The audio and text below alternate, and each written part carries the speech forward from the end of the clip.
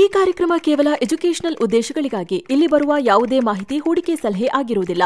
ಷೇರು ಮಾರುಕಟ್ಟೆ ಮತ್ತು ಇಕ್ವಿಟಿ ಸಂಬಂಧಿತ ಹೂಡಿಕೆಗಳು ಮಾರ್ಕೆಟ್ ರಿಸ್ಕ್ ಒಳಗೊಂಡಿರುತ್ತವೆ. ಹೂಡಿಕೆ ಮಾಡುವ ಮುನ್ನ ಸಂಪೂರ್ಣ ಅಧ್ಯಯನ ಮಾಡಿ ವಿವೇಚನೆ ಬಳಸಿ ಹೂಡಿಕೆ ಮಾಡಿ.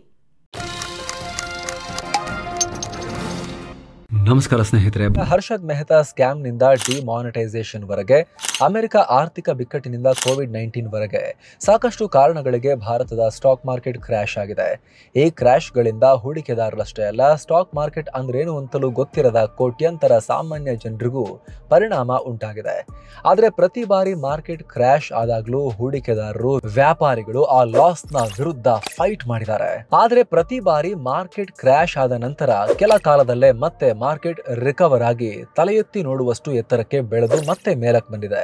ಸದ್ಯ ಮತ್ತೊಮ್ಮೆ ಬೇರ್ ಮಾರ್ಕೆಟ್ ಶುರುವಾಗಿರೋ ಲಕ್ಷಣ ಇರೋ ಹೊತ್ತಲ್ಲಿ ಪ್ರತಿಯೊಬ್ಬ ಇಂಟೆಲಿಜೆಂಟ್ ಇನ್ವೆಸ್ಟರ್ ಕೂಡ ಹಿಂದೆ ಮಾರ್ಕೆಟ್ ಯಾವ ರೀತಿಯೆಲ್ಲ ಬಿತ್ತು, ಹೇಗೆ ಕಮ್ ಬ್ಯಾಕ್ ಮಾಡಿದೆ ಅನ್ನೋದನ್ನ ತಿಳ್ಕೊಳ್ಳೋದು ತುಂಬಾ ಮುಖ್ಯ. ಇದರಿಂದ ಮುಂದೆ ಏನಾಗಬಹುದು ಅನ್ನೋದ್ರ ಬಗ್ಗೆ ಒಂದಷ್ಟು ಕ್ಲಾರಿಟಿ ಸಿಗುತ್ತೆ. ಮಾರ್ಕೆಟ್ ಪ್ರಿಡಿಕ್ಟ್ ಮಾಡೋಕೆ ಆಗದೆ ಇದ್ರೂ ಕೂಡ ಹಿಂದಿನ ಪಾಸ್ಟ್ ಪರ್ಫಾರ್ಮೆನ್ಸ್ ತಿಳ್ಕೊಳ್ತಾ ಹೋಗೋದು ತುಂಬಾ ಇಂಪಾರ್ಟೆಂಟ್ ನಾಲೆಜ್. ಸೊ ಈ ವರದಿಯಲ್ಲಿ ಮಾರ್ಕೆಟ್ ಮುಗ್ಗರಿಸಿ ಎದ್ದು ಮತ್ತೆ ಬೀಗಿರೋ ಸಿಚುವೇಶನ್ ಗಳನ್ನ ಕ್ವಿಕ್ ಆಗಿ ನೋಡ್ತಾ ಹೋಗೋಣ. ಅದರಲ್ಲಿ ಏನೇನ್ ಮೆಸೇಜ್ ಇದೆ ನಮ್ಗೆ ಅಂತ ಕೂಡ ಕಲ್ತ್ಕೊಳ್ತಾ ಹೋಗೋಣ. ಸ್ಟಾಕ್ ಎಕ್ಸ್ಚೇಂಜ್ ಸ್ಥಾಪನೆಗೆ ಮುನ್ನ ಮಾರ್ಕೆಟ್ ಕ್ರ್ಯಾಶ್.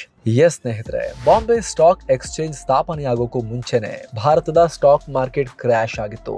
ಅದು ಹೇಗೆ ಸಾಧ್ಯ ಅಂತ ನೀವು ಕೇಳ್ಬೋದು. ಸ್ಟಾಕ್ ವ್ಯವಹಾರ ಕಂಟ್ರೋಲ್ ಮಾಡೋಕೆ ಸ್ಟಾಕ್ ಎಕ್ಸ್ಚೇಂಜ್ ಇದೆ ಹೊರತು ಸ್ಟಾಕ್ ಎಕ್ಸ್ಚೇಂಜ್ ಇರೋದ್ರಿಂದ ಸ್ಟಾಕ್ಸ್ ವ್ಯವಹಾರ ಆಗ್ತಾ ಇಲ್ಲ. BSE ಬರೋಕ್ಕೂ ಮುಂಚೆ ಬಾಂಬೆನಲ್ಲಿ ಹತ್ತಿ ಬೆಳೆಗೆ ಸಂಬಂಧಪಟ್ಟ ಕಂಪನಿಗಳ ಸ್ಟಾಕ್ಸ್ ಮಾರಾಟ ಆಗ್ತಾ ಇತ್ತು. ಆದ್ರೆ 1865ರಲ್ಲಿ ಅಮೆರಿಕದಲ್ಲಿ ನಾಗರಿಕ ಯುದ್ಧ ಅಥವಾ ಸಿವಿಲ್ ವಾರ್ ಮುಗಿತಾ ಇದ್ದ ಹಾಗೆ ಜಾಗತಿಕವಾಗಿ ಹತ್ತಿ ಡಿಮಾಂಡ್ ಕಮ್ಮಿಯಾಗಿ ಒಂದೇ ಸಲ ಬೆಲೆ ಕುಸಿದು ಹೋಯಿತು. ಇದೇ ಕಾರಣಕ್ಕೆ ಭಾರತದ ಕಾಟನ್ ಕಂಪನಿಗಳ ಸ್ಟಾಕ್ ಕುಸಿದು ಆ ಕಂಪನಿಗಳ ಮೇಲೆ ಹೂಡಿಕೆ ಮಾಡಿದ್ದವರೆಲ್ಲ ದುಡ್ಡು ಕಳ್ಕೊಂಡ್ರು. ಸ್ಟಾಕ್ ಎಕ್ಸ್ಚೇಂಜ್ ಸ್ಥಾಪನೆಗೆ ಇದು ಒಂದು ಕಾರಣ. ಕಾಟನ್ ಮಾರ್ಕೆಟ್ ರಿಕವರ್ ಆಗೋಕೆ ಬಹಳ ವರ್ಷಗಳೇ ಬೇಕಾಯಿತು. ಕೊನೆಗೆ ಭಾರತದಲ್ಲಿ ಕೈಗಾರೀಕರಣ, ರೈಲ್ವೆ ನೆಟ್ವರ್ಕ್ ಇಂಪ್ರೂವ್ಮೆಂಟ್ ನಿಂದ ಹತ್ತಿ ಮಾರ್ಕೆಟ್ ಬೆಳೀತಾ ಸ್ಟಾಕ್ ಮಾರ್ಕೆಟ್ ಕೂಡ ಸ್ಟೇಬಲ್ ಆಯಿತು. 3 ದಿನ ಮಾರ್ಕೆಟ್ ಬಂದ್ ಮಾಡಿಸಿದ್ದ ಅಂಬಾನಿ 1982ರಲ್ಲಿ ರಿಲಯನ್ಸ್ ಇಂಡಸ್ಟ್ರೀಸ್ ಒಂದಷ್ಟು ಡಿಬೆಂಚರ್ ಇಶ್ಯೂ ಮಾಡೋಕ್ ಮುಂದಾಗಿತ್ತು. ಬರೀ ಡಿಬೆಂಚರ್ಸ್ ಅಂತ ಹೇಳಿದ್ರೆ ಮುಂದೆ ಸ್ಟಾಕ್ಸ್ ಆಗಿ ಕನ್ವರ್ಟ್ ಮಾಡಬಹುದಾದ ಫಿನಾನ್ಷಿಯಲ್ ಆಸೆಟ್ಸ್. ಅದರಲ್ಲಿ ಕನ್ವರ್ಟಿಬಲ್, ನಾನ್ ಕನ್ವರ್ಟಿಬಲ್ ಅಂತ ಕೂಡ ಇರುತ್ತೆ. ಇಲ್ಲಿ ಈ ಕೇಸ್ ನಲ್ಲಿ ಕನ್ವರ್ಟಿಬಲ್ ಅಂತ ಅರ್ಥ ಮಾಡ್ಕೊಳ್ಳಿ. ಒಂದಷ್ಟು ಜನ ಈ ಸಿಚುವೇಶನ್ ಬಳಸ್ಕೊಂಡು ಶಾರ್ಟ್ ಸೆಲ್ಲಿಂಗ್ ಮಾಡಿ ಹಣ ಮಾಡೋಕೆ ಮುಂದಾಗಿದ್ರು. ಕೋಟ್ಯಂತರ ರಿಲಯನ್ಸ್ ಷೇರುಗಳ ಸೆಲ್ ಆಫ್ ಆಯ್ತು. ಆಗ ಧೀರುಭಾಯ್ ಅಂಬಾನಿ NRIಗಳ ಮೂಲಕ ಶೇರ್ ಖರೀದಿಸಿ ಮಾರ್ಕೆಟ್ ಬ್ಯಾಲೆನ್ಸ್ ಮಾಡಿಸೋಕೆ ಟ್ರೈ ಮಾಡಿದ್ರು. ಇದು ಸಕ್ಸಸ್ ಕೂಡ ಆಯ್ತು. ಜೊತೆಗೆ ಆ ಸಿಚುವೇಶನ್ ನಲ್ಲಿ ಅಂಬಾನಿ ಮಾರ್ಕೆಟ್ ಅನ್ನ 3 ದಿನ ಬಂದೇ ಮಾಡಿಸಿ ಸಣ್ಣ ಹೂಡಿಕೆದಾರರಿಗೆ ಲಾಸ್ ಆಗದಂತೆ ತಡೆದಿದ್ರು. ಸೊ ರಿಲಯನ್ಸ್ ಇಂಡಸ್ಟ್ರೀಸ್ಗೆ ಈ ರೀತಿ ಮಾರ್ಕೆಟ್ ಅನ್ನೇ ಕಂಟ್ರೋಲ್ ಮಾಡೋ ಸಾಮರ್ಥ್ಯ ಇದೆ ಅನ್ನೋ ಕಾರಣಕ್ಕೆ ಟೆಂಪ್ರರಿ ಕ್ರ್ಯಾಶ್ ಉಂಟಾಗಿತ್ತು.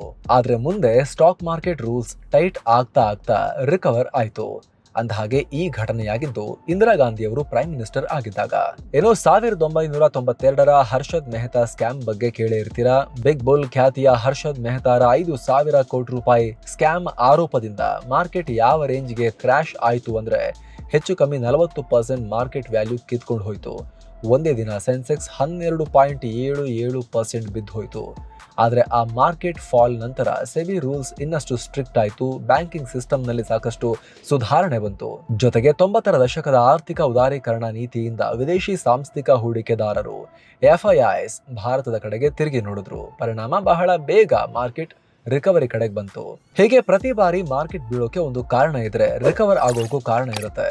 ಇತ್ತೀಚಿನ ಕ್ರ್ಯಾಶ್ ಗಳ ಬಗ್ಗೆ ನೋಡೋಕು ಮುಂಚೆ ಬೇರ್ ಮಾರ್ಕೆಟ್ ಬಗ್ಗೆ ಹೂಡಿಕೆ ದಿಗ್ಗಜ ವಾರನ್ ಬಫೆಟ್ ಅವರ ಒಂದು ಮಾತನ್ನ ಕೇಳಬೇಕು. ಬೇರ್ ಮಾರ್ಕೆಟ್ ಇದ್ದಾಗ ಕ್ವಾಲಿಟಿ ಕಂಪನಿ ಸ್ಟಾಕ್ ಗಳನ್ನ ಕಡಿಮೆ ಬೆಲೆಯಲ್ಲಿ ಖರೀದಿ ಮಾಡೋ ಅವಕಾಶ ಸಿಗುತ್ತೆ ಅಂತ ವಾರನ್ ಬಫೆಟ್ ಹೇಳಿದ್ರು. ಖುದ್ದು ವಾರನ್ ಬಫೆಟ್ ಸೇರಿದಂತೆ ಸಾಕಷ್ಟು ಹೂಡಿಕೆದಾರರಿಗೆ ಅವರ ಈ ಇನ್ವೆಸ್ಟ್ಮೆಂಟ್ ಮಾಡೆಲ್ ವರ್ಕ್ ಆಗಿದೆ. ಒಂದು ವೇಳೆ ನಿಮಗೂ ಸ್ಟಾಕ್ ಮಾರ್ಕೆಟ್ ನಲ್ಲಿ ಹೂಡಿಕೆ ಮಾಡೋಕೆ ಆಸಕ್ತಿ ಇದ್ರೆ ಸ್ನೇಹಿತರೆ, ಡಿಮ್ಯಾಟ್ ಅಕೌಂಟ್ ಅವಶ್ಯಕತೆ ಇರುತ್ತೆ. ಸೊ ಕೆಲವೇ ನಿಮಿಷಗಳಲ್ಲಿ ಉಚಿತ ಡಿಮ್ಯಾಟ್ ಅಕೌಂಟ್ ಅನ್ನ ನೀವು ಕೂಡ ಓಪನ್ ಮಾಡಬಹುದು. ಆನ್ಲೈನ್ ನಲ್ಲೇ KYC ಮಾಡಿ ಸ್ಟಾಕ್ಸ್, ಮ್ಯೂಚುವಲ್ ಫಂಡ್ಸ್ ಇನ್ವೆಸ್ಟ್ಮೆಂಟ್ ಜರ್ನಿಯನ್ನ ಶುರು ಮಾಡಬಹುದು. ಡಿಸ್ಕ್ರಿಪ್ಷನ್ ನಲ್ಲಿ ಪಿನ್ಡ್ ಕಾಮೆಂಟ್ ನಲ್ಲಿ ಲಿಂಕ್ ಇದೆ. ಯಾವ್ದ್ರದ್ದು? ಫ್ರೀ ಡಿಮ್ಯಾಟ್ ಅಕೌಂಟ್ದು ಲಿಂಕ್ ಇದೆ.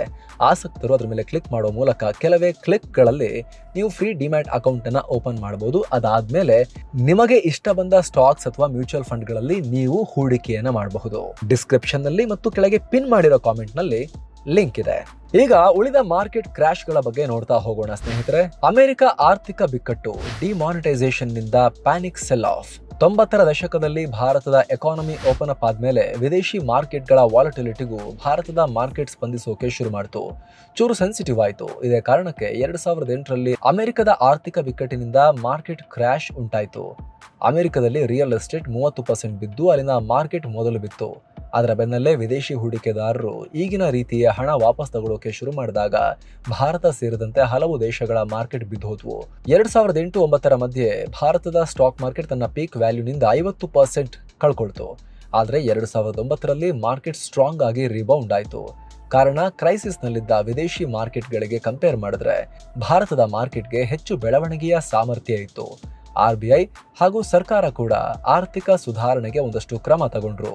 2016ರಲ್ಲಿ ಕೇಂದ್ರ ಸರ್ಕಾರ 500 ಹಾಗೂ 1000 ರೂಪಾಯಿ ಮುಖಬೆಲೆಯ ನೋಟ್ ಬ್ಯಾನ್ ಮಾಡಿದಾಗ ಮಾರ್ಕೆಟ್ನಲ್ಲಿ ಪ್ಯಾನಿಕ್ ಸೆಲ್ಲಿಂಗ್ ಉಂಟಾಯಿತು. ಸೆನ್ಸೆಕ್ಸ್ ಬರೋಬ್ಬರಿ 6.12% ಕ್ರ್ಯಾಶ್ ಆಯಿತು. ದೈತ್ಯ ಕಂಪನಿಗಳು, ರಿಯಲ್ ಎಸ್ಟೇಟ್ ಗ್ರೂಪ್ಗಳು ನೂರಾರು ಕೋಟಿ ಹಣವನ್ನ ಕಳ್ಕೊಂಡ್ವು.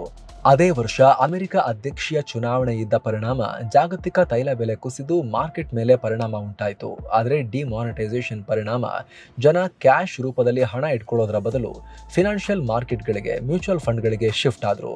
GST ಬಂದು ದೇಶಾದ್ಯಂತ ಒನ್ ಟ್ಯಾಕ್ಸ್ ಸಿಸ್ಟಮ್ ಬಂತು. ವ್ಯಾಟ್ ಎಲ್ಲ ಹೋಯ್ತು. ಡಿಜಿಟಲ್ ಟ್ರಾನ್ಸಾಕ್ಷನ್ಗೆ ಸರ್ಕಾರ ಒತ್ತು ಕೊಟ್ಟಿದ್ರಿಂದ ಲಾಂಗ್ ಟರ್ಮ್ ನಲ್ಲಿ ಆರ್ಥಿಕ ಬೆಳವಣಿಗೆಗೆ ಮತ್ತಷ್ಟು ಪಾಸಿಟಿವ್ ಅನ್ನೋ ಕಾರಣಕ್ಕೋಸ್ಕರ ಮಾರ್ಕೆಟ್ ಕೂಡ ಮತ್ತೆ ಬಹಳ ಬೇಗ ರಿಕವರ್ ಆಯಿತು. ಇದಾದ್ಮೇಲೆ 2015-16ರಲ್ಲಿ ಚೈನೀಸ್ ಶಾಕ್ ಬಂತು. ಇದು ಕೋವಿಡ್ಗೂ ಮುಂಚೆ ಬಂದ ಚೈನೀಸ್ ಶಾಕ್. ಚೀನಾ ತನ್ನ ಕರೆನ್ಸಿ ಯುವಾನ್ ಅಪಮೌಲ್ಯ ಮಾಡ್ತು. ಅಂದ್ರೆ ಬೇಕು ಅಂತಲೇ ಡಾಲರ್ ಮುಂದೆ ಬೆಲೆ ಇಳಿಕೆ ಮಾಡಿಕೊಳ್ತು. ಇದರ ಜೊತೆಗೆ ಬ್ರಿಟನ್ ಯುರೋಪಿಯನ್ ಯೂನಿಯನ್ ನಿಂದ ಹೊರಬರೋ ನಿರ್ಧಾರ ಮಾಡಿತು. ಪರಿಣಾಮ ನಿರಂತರ 2 ವರ್ಷ ಜಾಗತಿಕ ಮಾರ್ಕೆಟ್ನಲ್ಲಿ ಸೆಲ್ ಆಫ್ ಕಂಡುಬಂತು. ರೂಪಾಯಿ ಬೆಲೆ ವೀಕ್ ಆಯಿತು. ಭಾರತದ IT ಸೆಕ್ಟರ್ಗೆ ಹೊಡೆತ ಬಿತ್ತು. ಆದರೆ ಅದೇ ವರ್ಷ ಭಾರತ ಹೈಯೆಸ್ಟ್ GDP ಬೆಳವಣಿಗೆ ದರವನ್ನ ಕೂಡ ಆಮೇಲೆ ರೆಕಾರ್ಡ್ ಮಾಡಿತು. ಸುಮಾರು 7.5% ಬೆಳವಣಿಗೆ ಕಂಡಿತ್ತು. ಮೇಕ್ ಇನ್ ಇಂಡಿಯಾ, ಇನ್ಫ್ರಾ ಮೇಲಿನ ಹೂಡಿಕೆ ಜಾಸ್ತಿ ಮಾಡಿದ್ದು, ಅಂದ್ರೆ ಕ್ಯಾಪಿಟಲ್ ಎಕ್ಸ್ಪೆಂಡಿಚರ್ ಜಾಸ್ತಿ ಮಾಡಿದ್ದು ಕೇಂದ್ರ ಸರ್ಕಾರ, ಹಾಗೆ ವಿದೇಶಿ ಹೂಡಿಕೆ, GSTಗೆ ಅಪ್ರೂವಲ್ ಸಿಕ್ಕಿದ್ದು ಇವೆಲ್ಲ ಮಾರ್ಕೆಟ್ ಬೌನ್ಸ್ ಬ್ಯಾಕ್ ಮಾಡೋಕೆ ಸಹಾಯ ಮಾಡಿದ್ವು. ಕಡೆಯದಾಗಿ COVID-19 ಕ್ರ್ಯಾಶ್. ಒಂದೇ ವಾರದಲ್ಲಿ ಸೆನ್ಸೆಕ್ಸ್ 42,000 ಪಾಯಿಂಟ್ಸ್ ಇಂದ 28,000 ಪಾಯಿಂಟ್ಸ್ಗೆ ಬೀಳಿಸಿದಂತಹ ಮೆಗಾ ಕ್ರ್ಯಾಶ್ ಇದು. WHO ಈ ಕಾಯಿಲೆಯನ್ನ ಪ್ಯಾಂಡಮಿಕ್ ಅಂತ ಅನೌನ್ಸ್ ಮಾಡಿದ್ದೇ ತಡ ಜನ ಮಾರ್ಕೆಟ್ನಲ್ಲಿರೋ ಹಣವನ್ನೆಲ್ಲ ವಾಪಸ್ ತಗೊಳ್ಳೋಕೆ ಶುರು ಮಾಡಿದ್ರು.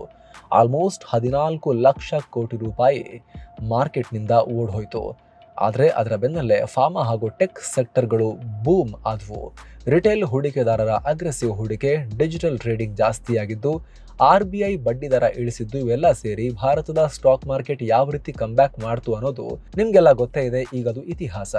ಹೀಗೆ ಸ್ಟಾಕ್ ಮಾರ್ಕೆಟ್ ರಾಜಕೀಯ ಅಸ್ಥಿರತೆಯಿಂದ ಹಿಡಿದು ಆರ್ಥಿಕ ಬಿಕ್ಕಟ್ಟು, ಆರೋಗ್ಯ ಬಿಕ್ಕಟ್ಟು, ಯುದ್ಧಗಳು, ಸ್ಕ್ಯಾಮ್ಗಳು ಎಲ್ಲವನ್ನ ನೋಡಿದೆ.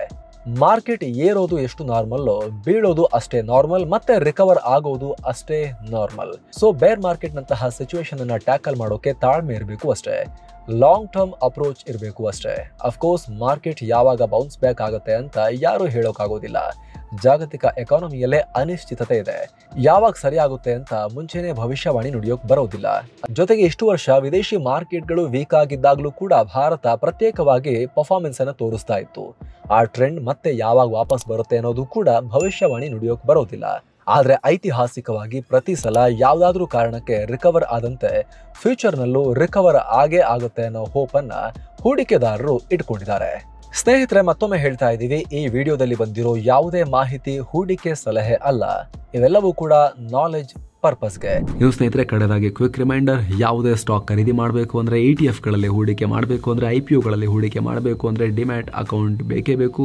ಸೊ ನೀವು ಕೂಡ ಇನ್ನು ಹೂಡಿಕೆ ಜರ್ನಿ ಹೊಸದಾಗಿ ಶುರು ಮಾಡೋರು ಅಂತ ಆದರೆ ಡಿಮ್ಯಾಟ್ ಅಕೌಂಟ್ ಮಾಡಿಸ್ಬೇಕು ಅಂದರೆ ಡಿಸ್ಕ್ರಿಪ್ಷನಲ್ಲಿ ಪಿನ್ ಮಾಡಿರೋ ಕಾಮೆಂಟ್ನಲ್ಲಿ ಫ್ರೀ ಡಿಮ್ಯಾಟ್ ಅಕೌಂಟ್ನ ಲಿಂಕ್ ಇದೆ. ಆಸಕ್ತರು ಮಿಸ್ ಮಾಡದೆ ಚೆಕ್ ಮಾಡಿ. ಕೆಲವೇ ಕ್ಲಿಕ್ಗಳಲ್ಲಿ ನೀವು ಆನ್ಲೈನಲ್ಲೇ ಕೂತಲ್ಲಿ ಡಿಮ್ಯಾಟ್ ಅಕೌಂಟ್ನ ಓಪನ್ ಮಾಡ್ಕೋಬೋದು. ಮತ್ತೆ ಭೇಟಿ ಆಗ್ತಿರೋಣ. ನಮಸ್ತೆ.